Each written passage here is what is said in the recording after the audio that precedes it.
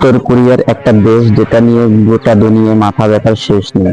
বাইরে থেকে যতটা রহস্যময় আর নিঃশব্দ মনে হয়, কিন্তু ভিতরে এমন কিছু কড়াকড়ি আইন আছে যা জানলে আপনার বিশ্বাসই হবে না। আপনি হয়তো ভাবছেন, কোন দেশে এমন কি নিয়ম থাকতে পারে যা মানুষকে ভয় ধরিয়ে দেয়? উত্তর হলো, নর্থ কোরিয়ার এমন কমপক্ষে 34টা নিয়ম আছে যেগুলো শুনলে গা চমচম করে ওঠে।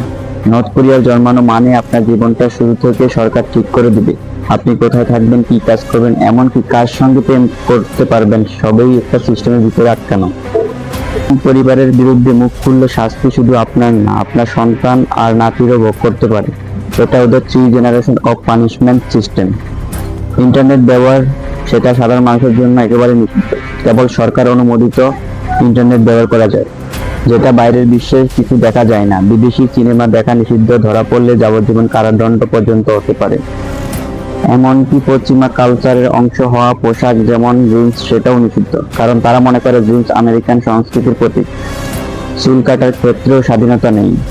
সরকার নির্ধারিত 18 থেকে 20টা হেয়ার স্টাইল আছে, যার বাইরে কিছু করলে শাস্তি। দেশের বাইরে ভ্রমণ করার চেষ্টা করলে কঠিন শাস্তি। পালাতে গিয়ে ধরা পড়লে মৃত্যুদণ্ড পর্যন্ত হতে পারে। ধর্ম পালন করা যায় না। বাইবেল রাখা মানেই রাষ্ট্রদ্রোহী। কিং পরিবারের ছবি বাড়িতে রাখতে হয় বাধ্যতামূলকভাবে, এবং পরিষ্কার করতে হয়।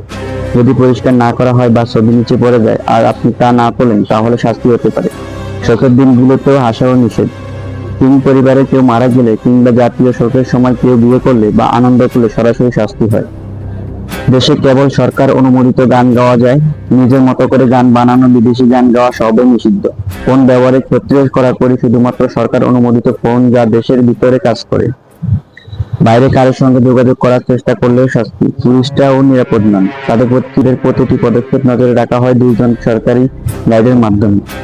নির্বাচনের কথা বলতে গেলে সেখানে কেবল একজন প্রার্থী থাকে, কিম জং উন। সবাইকে তাকেই ভোট দিতে হয়। সাধারণ মানুষের নিজের গাড়ি চালানো নিষিদ্ধ বললেই চলে। টিভি চ্যানেল মাত্র 3টি, সবই সরকার পরিচালিত, তাও নির্দিষ্ট সময় দেখা যায়, এবং সব সংবাদ কিম পরিবারের জয়গাথা। বাসায় হঠাৎ করে হানা দেয় সরকার অনুমোদিত পরিদর্শক দল। চেক করে আপনি সরকার বিরোধী কিছু রাখছেন কিনা। দেশের বাইরে ফোন করলে বা বিদেশি আত্মীয়দের সঙ্গে যোগাযোগ করলেও মৃত্যুদণ্ড পর্যন্ত হতে পারে। সরকার নিয়ে প্রশ্ন করা যায় না। অর্থনীতি নিয়ে আলোচনা করা মানেই বিপদ। শিক্ষা ব্যবস্থাও সরকারের নিয়ন্ত্রণে। পাঠ্য বই থেকে শুরু করে প্রতিটি বিষয় কিং পরিবারের গুণগান শেখানো হয়। নাগরিকরা যদি দেশে আসা কোনো বিদেশির সঙ্গে কথা বললে, তাও সন্দেহ থেকে দেখা হয়। প্রতিবেশী দেশের বিরুদ্ধে কথা বললে তাকে পুরস্কৃত করা হয়। তাছাড়া আপনি যদি বলেন, আমার পাশের মানুষ সরকার বিরোধী কিছু বলছে, তাহলে আপনি পুরস্কার পেতে পারেন। ছেলেদের জন্য সেনাবাহিনীতে 10 বছর বাধ্যতামূলকভাবে থাকতে হয়। তারা বিদেশে গিয়ে কাজ করে, তাদের আয়ের বেশিরভাগটাই সরকার নিয়ে নেয়। এনজিও বা দানশীল সংস্থা কার্যক্রম একেবারে নিষিদ্ধ। কিং পরিবারের জন্মদিন জাতীয় উৎসবের মতো পালন করতে হয়। ফুল দেওয়া, মোমবাতি জ্বালানো বাধ্যতামূলক। নিজের মতো চিন্তা করাও ঝুঁকির ব্যাপার, কারণ তারা ইন্ডিপেন্ডেন্ট থিঙ্কিং মানেই মনে করে আপনি বিদ্রোহ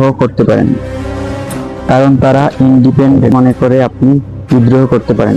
সবচেয়ে ভয়ের ব্যাপার হলো, আপনি যদি ভুল করেও কিছু করেন, ক্ষমা চাওয়ার সুযোগ নেই। আপনি শত্রু হিসেবেও চিহ্নিত হবেন। উত্তর কোরিয়ার বাইরে থেকে যতই শান্তিপূর্ণ আর নিঃশব্দ মনে হোক না কেন, ভিতরে চলছে এক ভয়াবহ শাসন ব্যবস্থা। অনেকে হয়তো বিশ্বাস করতে পারবেন না, এই 2025 সালে এমন জীবন কেউ কাটায়, এটা বিশ্বাস করাও কঠিন।